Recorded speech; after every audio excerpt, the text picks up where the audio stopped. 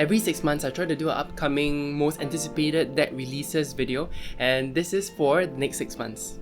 Hi my friends, welcome back to my channel. If you're new here, I'm Casper the Boy Diviner and I do tarot stuff, oracle card stuff. I talk about all these things. I also do esoteric book reviews, more and more, show some of my magic practice, but it's mainly revolving around my tarot journey and the tarot deck collection that I am building up. So today I'm going to talk about the top 10 tarot deck releases that I'm most excited for 2021. So this deck has appeared in my previous most anticipated deck releases videos again and again, and because of the coronavirus, because of the pandemic, I think the release they have been pushed back again and again, but I'm waiting for this so hard, and it is the white Numen Tarot. It is one of the most anticipated decks that I have on my list and I can't wait for it. Again, it is created by Liminal 11 and the artwork is gorgeous. My only concern or con, I guess, is because I'm not really partial to the type of cardstock that they typically use. I mean, I've seen the Modern Witch Tarot, I own the Cosmic Slumber Tarot, and I do feel like it's a bit glossy for photo taking. I do feel like tarot cards should be as matte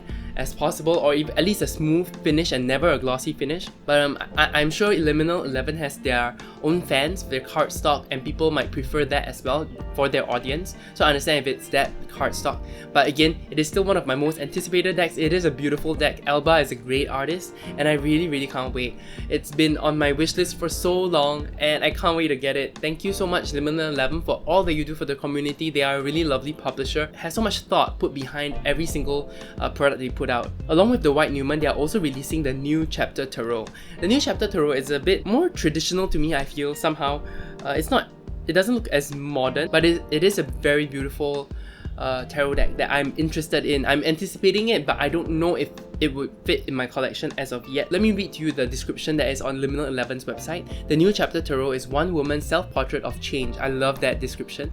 Faced with the realization that her relationship was coming to an end, Catherine Brick's entire life was at an either-or moment. She was an immigrant on a marriage visa with no professional contacts and not much in the way of community back home. Was she prepared to blow up her entire life? So because of all these issues that was in Catherine's life, she actually painted tarot decks. And this resulted in the New Chapter Tarot, and I really love this story. I really like the art. I guess my biggest concern is I don't know if it's gonna be a pippish deck yet, so I do want to see more of the art first before I make a commitment to buy it or receive it.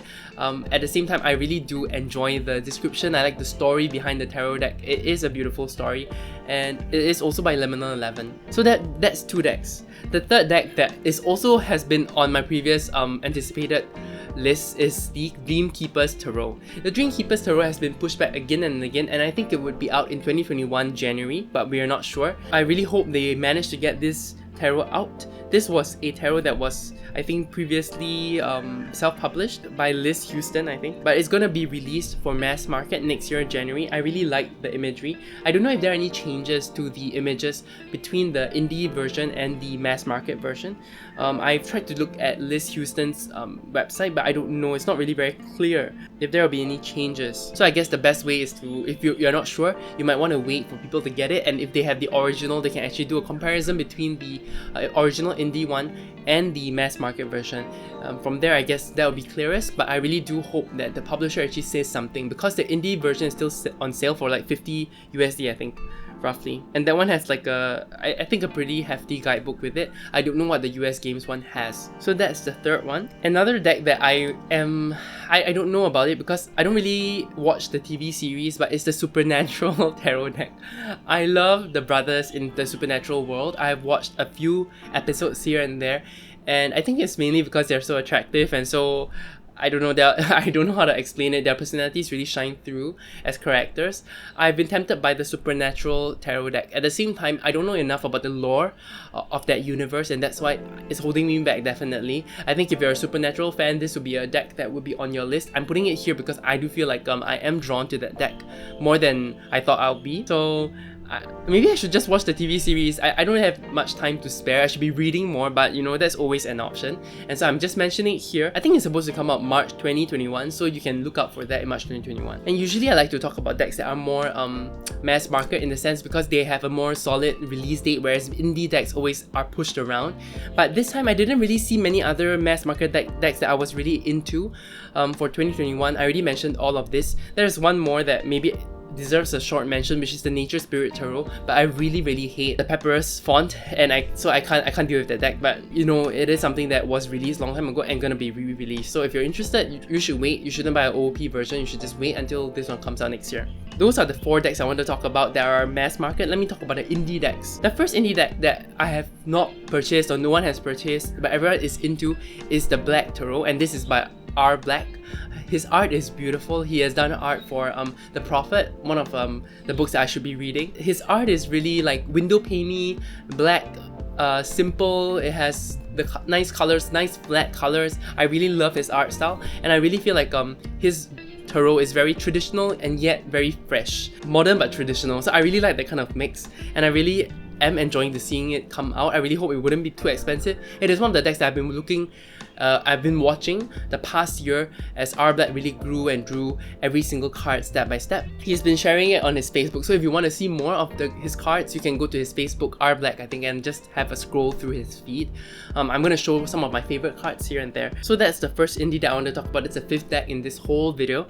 The 6th that I want to talk about is a deck that I already pre-ordered, and it's the Blood Moon Tarot.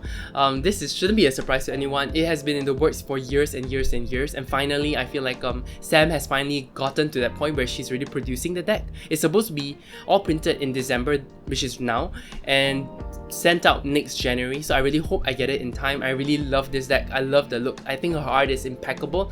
Some of my friends say that it's a bit dark for them, so looking at it, because they're sensitive, they get headaches and things like that, but I simply love it. I feel like it's gonna be a deeper, darker Mary L. So I really can't wait for the Blood Moon Tarot, which I already pre-ordered. And then the next one has also a similar vibe to the Blood Moon Tarot, but it feels more direct. So these 2 decks I feel like could be companions, just that the Lubanko Tarot is much more direct. It is more visceral. Like I love this word, visceral. It is more juicy. The other one is more contemplative, you know. I feel like the Blood Moon Tarot is more contemplative, whereas the Lubanko Tarot is more like a punch in your face. And the Lubanko Tarot is really beautiful. I've already ordered it with a friend over on Kickstarter, and I believe she'll be releasing the rest of the decks next year for sale. So it is something you should be looking out for. I really think these decks would be successful, no problem. So I think I already covered 7 decks, right? I'm just afraid I'm losing count, but White Numen, the New Chapter Tarot, Dreamkeepers Tarot, Supernatural Tarot, and then the Blood Moon Tarot, Lubanko, and the Black Tarot. So that's 7. The 8th deck I wanted to talk about is the Tarot Morandi. This was a deck that was released on Kickstarter this month, and it's so cute. I think there was a failed campaign before, and they re-released it, and I really like this deck. It is so cute, but the pricing feels a bit high for me, so I held back. But who knows, you know, next year I might get it. I really enjoy the mask kind of thing, and I like the pips because they are drawn so cutely. But again, it's a pip style deck, so if you're not into pips, it might not be for you. But if you are into pips, this is a modern kind of Marseille deck that I really enjoy, and it's so cute, guys. It is so cute. That's the 8th deck. The 9th deck I wanted to talk about is the 9th that I want to talk about. I don't know if it counts, but it is actually the Tarot of the Holy Spectrum re-release. He's releasing a 2nd edition next year in January, and I'm excited for it because the Tarot of the Holy Spectrum is one of my favorite decks. It's on my desk right now, okay? It is a beautiful deck. But he has updated some of the art. He has made some of the art, I guess, more accessible or more in tune with his own tarot practice. So I'm interested in seeing what the changes are. And if the changes are significant enough, it might be worth a second buy. But if you don't own this deck already, you should really be considering the 2nd edition. I really enjoy this deck. I feel like it can be used for any kind of subject matter. I feel like it is just a wonderful piece of art. So it is something you should really consider if you want to get next year in January, because that's a re-release. So that's the 9th deck. And the last deck I wanted to talk about is by Anna Turian. The Bonestone and Earthflash Tarot was also drawn by Anna Turian, and she is releasing a new deck next year. It's called the Abyss Tarot, or the Tarot of the Abyss.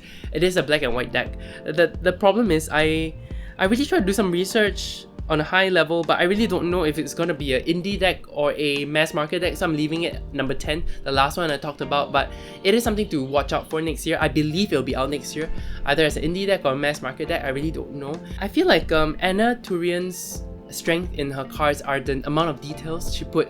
I really like how she draws old people because she has all the wrinkles for them. Yeah, the amount of detail that she has is amazing. So I'm just waiting for this deck and seeing how it develops, what it becomes, how much it costs, everything. I'll be keeping an eye out next year, and I hope you guys also look out for it. I hope this video was useful, helpful. It's a really short video. I don't like to ramble too much about the art because you guys can actually see the art yourself and form your own opinions. But for me, I looked through like maybe 20, 30 upcoming decks, and these are my top 10. This is my curated list of decks that I am actually interested in. If you have any other decks that you're anticipating, please leave a comment below so other people can read and communicate with each other. You can also educate me about some of the decks that I missed. There are so many decks. I actually asked this on my Instagram, so I did receive some responses. I looked at everyone's responses, I looked at every deck they mentioned, and these were my final 10 that I'm anticipating for next year. If you like this video, please subscribe. It really helps me out, and you guys have a great rest of the day. You take care. Bye!